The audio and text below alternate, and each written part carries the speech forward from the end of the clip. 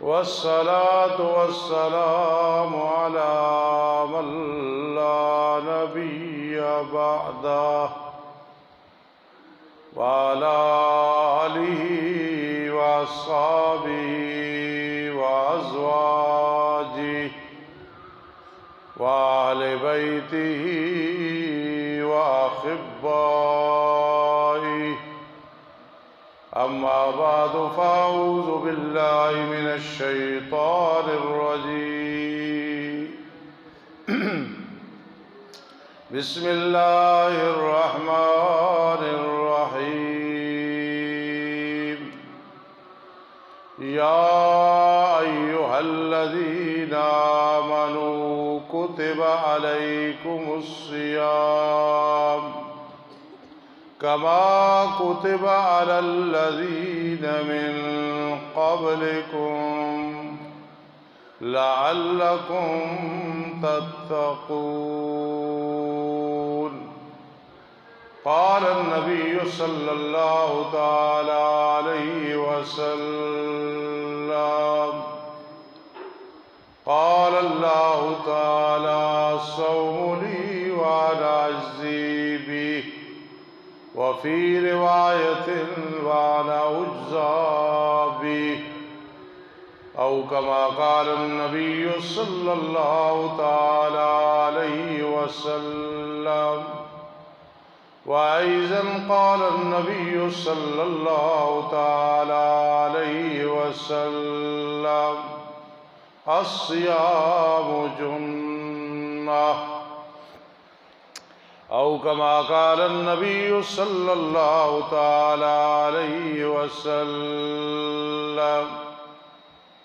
سبحان ربك رب العزة عما يصفون وسلام على المرسلين والحمد لله رب العالمين. اللهم صل على محمد النبي الأمي بعدد من صلى من خلقك وصل على محمد كما ينبغي لنا أن نصلي عليه وصل على محمد كما أمرتنا أن نصلي عليه.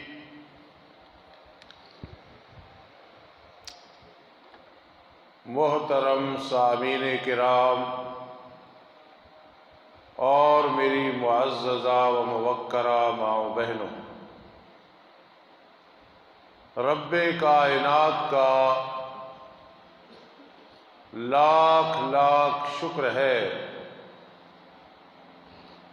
اور بہت بڑا احسان ہے. اس نے ہم گناہگاروں عاجزوں نالائقوں کو ایک دفعہ پھر رمضان المبارک نصیب فرمایا. محض اس کا کرم اور فضل ہے. اگر ہم رمضان المبارک کی قدر کریں گے تو اپنی آنے والی زندگی، آخرت کی زندگی کو بنا لیں گے. خدا نخواستہ اس کا برعکس کیا تو اپنی آنے والی زندگی جو اصل زندگی ہے، اصل حیاتی ہے، اس میں گڑبڑ ہو جائے گی اور ہم محروم ہو جائیں گے.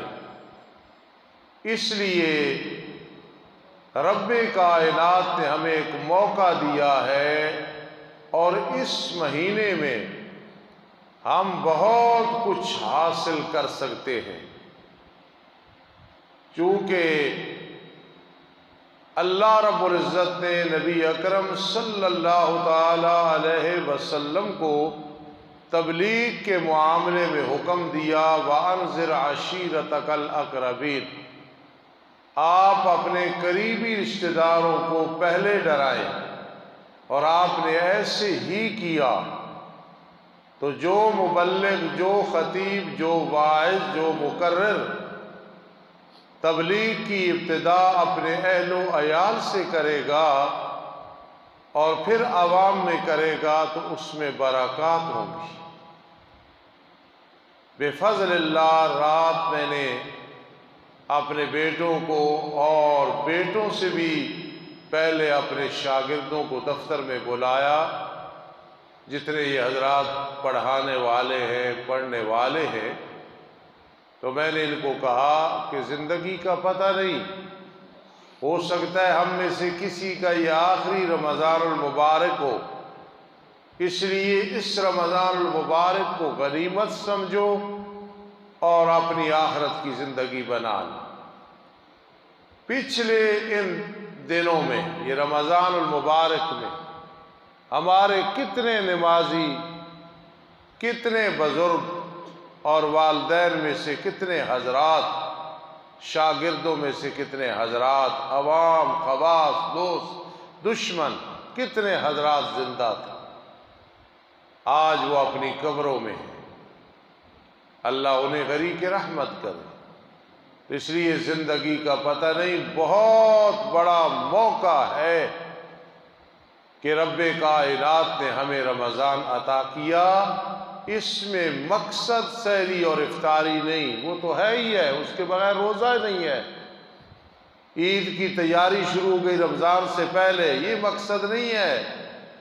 اصل جو مقصد ہے روزے کا، وہ ہم میں سے جو حاصل کر لے، چاہے عید کے کپڑے نئے بالکل نہ بنائے، چاہے سحری افطاری بالکل سادی کرے، نہ اسے کوئی افطاری پہ دعوت دے، نہ وہ کسی کو دے کہ گنجائش ہی نہیں ہے، یہ مقصود نہیں ہے۔ مقصود روزے میں ہے بے شک سادہ کھانا کھا کے کوئی گنجائش نہیں، پرواہ نہیں، سادہ کھانا کھا لے، اعلیٰ کھانا کھا لے، وہ مقصود نہیں ہے۔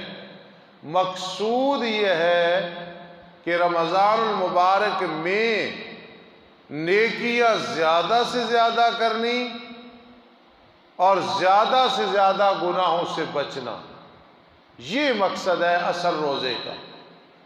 اور اتنی برکات ہے رمضان المبارک کی، بڑے سے بڑا گنہگار، چھوٹے سے چھوٹا گنہگار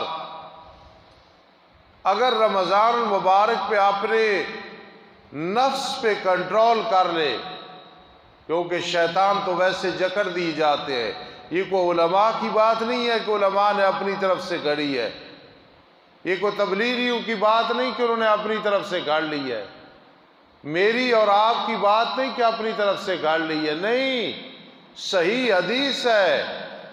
رحمت دو عالم صلی اللہ تعالی علیہ وسلم نے فرمایا، صفدت الشیاطین، شیاطین کو جکڑ دیا جاتا ہے۔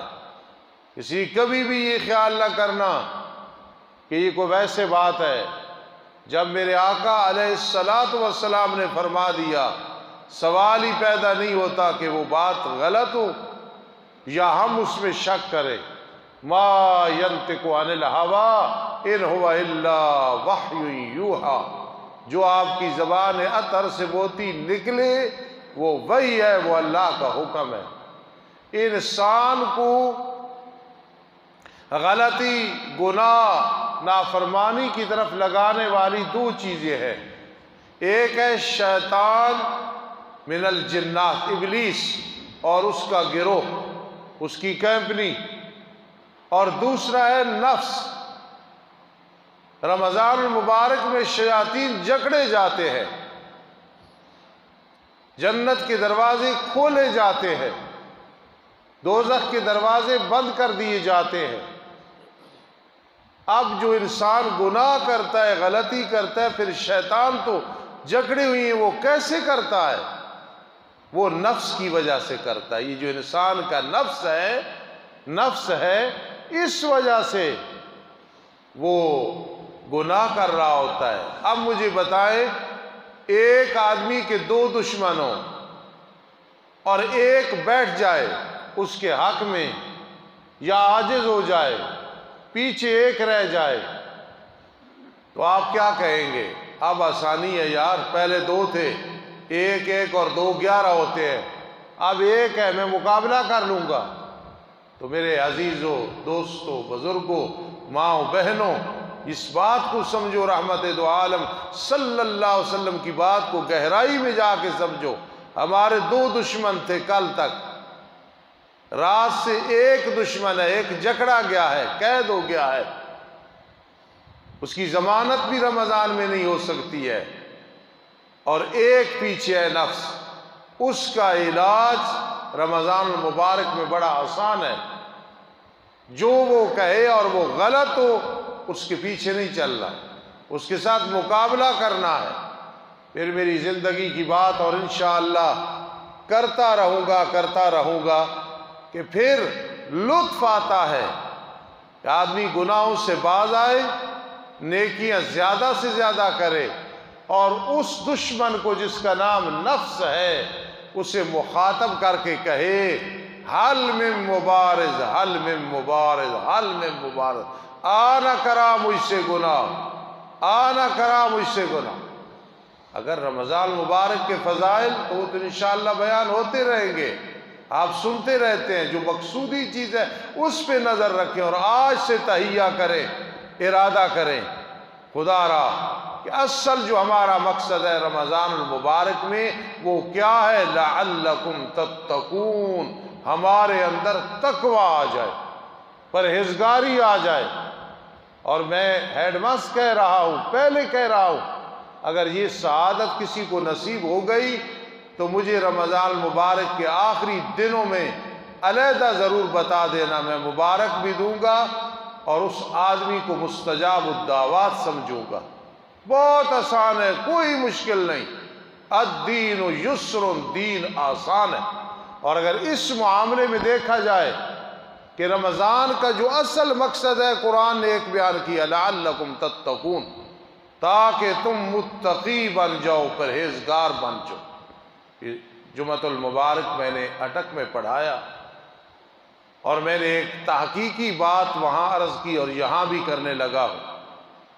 قرآن مجید میں نماز کا ذکر بار بار ہے، سمجھنا، زکوٰۃ کا ذکر بار بار ہے، جہاد کا ذکر بار بار ہے، لیکن جو روزہ ہے نا، یہ ایسی عبادت ہے کہ رب کائنات نے 6 آیات میں ایک دفعہ ذکر کیا، آخر اس کی کیا وجہ؟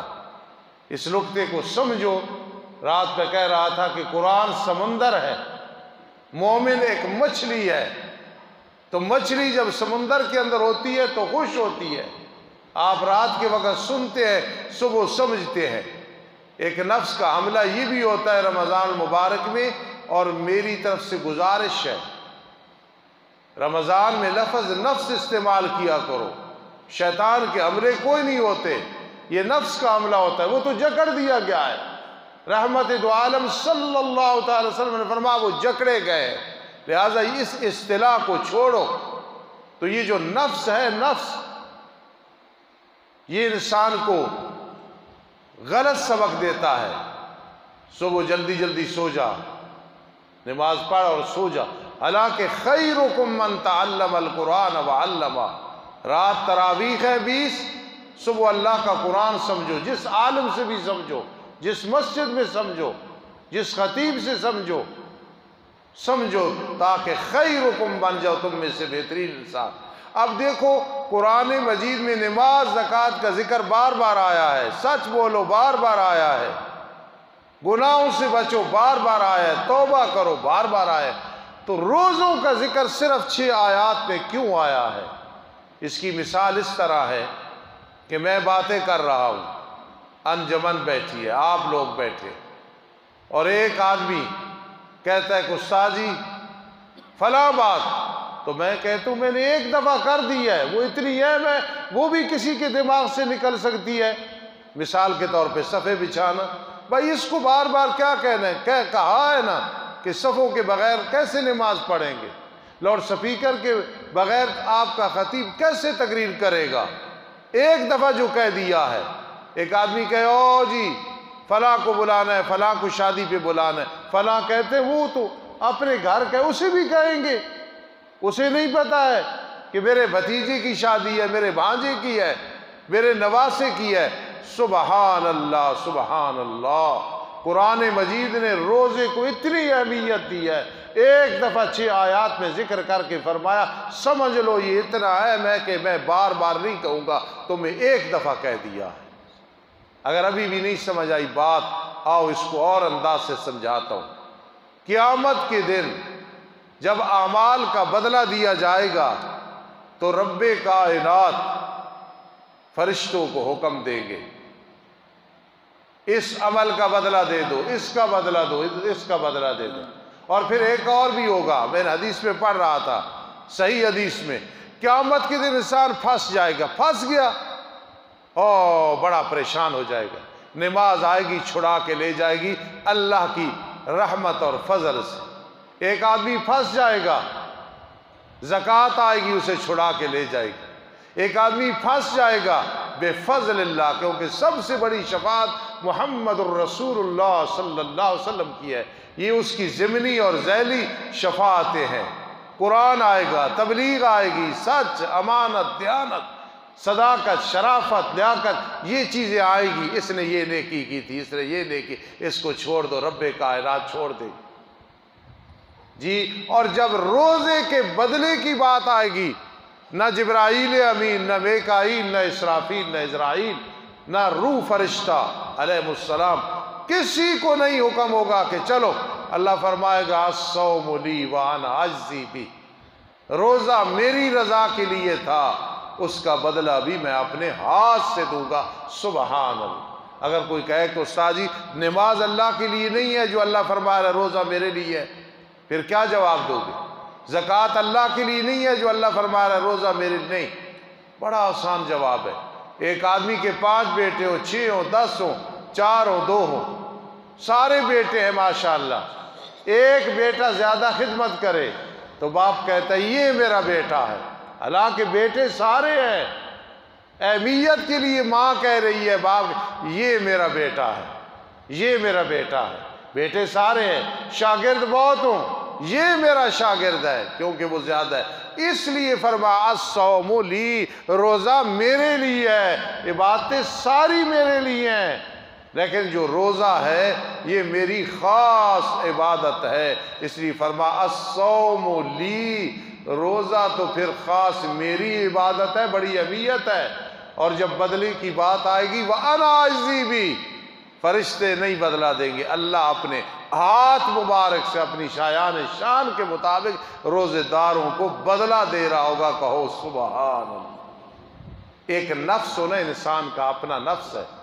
اس کی ذرا مثال دے دو گھوڑے کے ساتھ.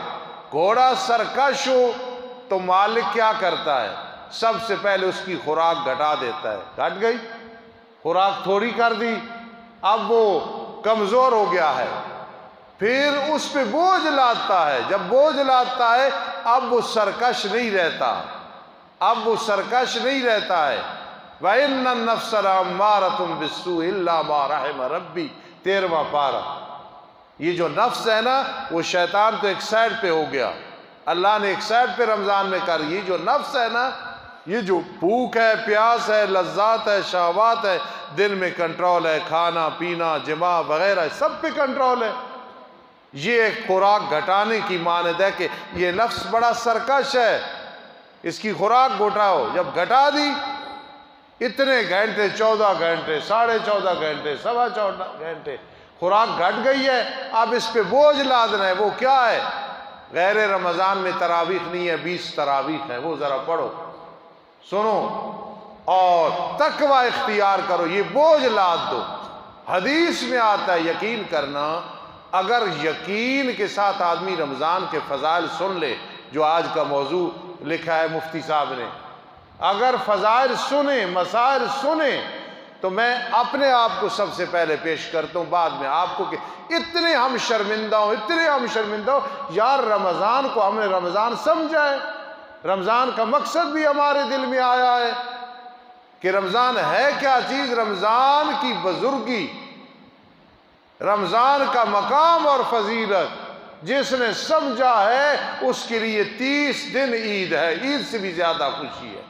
اس لیے جب گھوڑے کی خوراک کو گھٹایا، بوجھ لادا، اب وہ گھوڑا سرکش نہیں رہے گا۔ جب نفس نے کنٹرول کر دیا دل میں لذات شہوات پہ اور بری چیزوں پہ، حرام تو حرام، حلال بھی حرام ہو گئی ہے۔ روزے کی فضیلت دیکھو، اور پھر رات کو 20 تراویح۔ کل ماشاءاللہ اچھے ساتھی تھے، لیکن اب مجھے خوشی اس لیے نہیں ہوتی کہ 3 دن کے بعد ہر نماز ہر مسجد میں وہ رونق نہیں رہتی جو پہلے دن ہے۔ آج درس میں اتنے بیٹھے ہو، خدا را استقامت اختیار کرو، پورا مہینہ درس قرآن مجید سنو، پھر اپنی کیفیت دیکھنا کہ دل کی کیا کیفیت بنتی ہے۔ خوراک گھٹائی، تراویح کا بوجھ آیا، 20 تراویح کا۔ اب ایک بات سمجھنا، قرآن مجید میں 558 رکوع ہے، اور رکوع بنائے کیوں گئے ہیں؟ تراویح کے لیے کہ حافظ آسانی سے پڑھے۔ میری یہ بات ذہن میں رکھنا، حافظ آسانی سے پڑھے۔ 558 رکوع ہیں، اور وہ آپ حساب لگا لیں، قرآن مکمل ہوگا رکوع کے اعتبار سے جب 20 تراویح پڑھو گے۔ 232 یا 240 ہوتے پھر کم پڑھتے۔ یہ اللہ کی بہت بڑی حکمت ہے، میں نے خوب غور کیا ہے اس پہ۔ اتنے رکوع کیوں ہیں؟ 20 تراویح میں پڑھیں گے تو پھر قرآن مجید مکمل ہو جائے گا آسانی کے ساتھ۔ خدا را یہ 20 تراویح بڑے اہتمام کے ساتھ، فکر کے ساتھ پڑھو۔ چند آدمی ہماری مسجد میں ایسے ہیں، خوشی ہوتی ہے ہر سال جب قرآن مجید مکمل ہوتا ہے، تو اصل خوشی ان کی ہوتی ہے کہ پورا قرآن سنا ہوتا ہے۔ نوجوانوں، نوجوانی، کوئی پھاٹک نہیں ہے کہ ابھی موت نہیں آئے گی۔ مالداروں، تاجروں، حسینوں، جمیلوں، کوئی چیز پھاٹک نہیں ہے۔ جب موت کا ٹائم آتا ہے، اذا جاء لا یؤخر، 1 منٹ بھی آگے پیچھے نہیں ہو سکتا۔ خدا را اس رمضان المبارک کو غنیمت سمجھو، اور اس میں سب سے جو بڑا مقصد ہے لعلکم تتقون۔ آج میں اپنے آپ کو ایک بات کے لیے پیش کرتا ہوں، آپ سارے اس کا ارادہ کر لو۔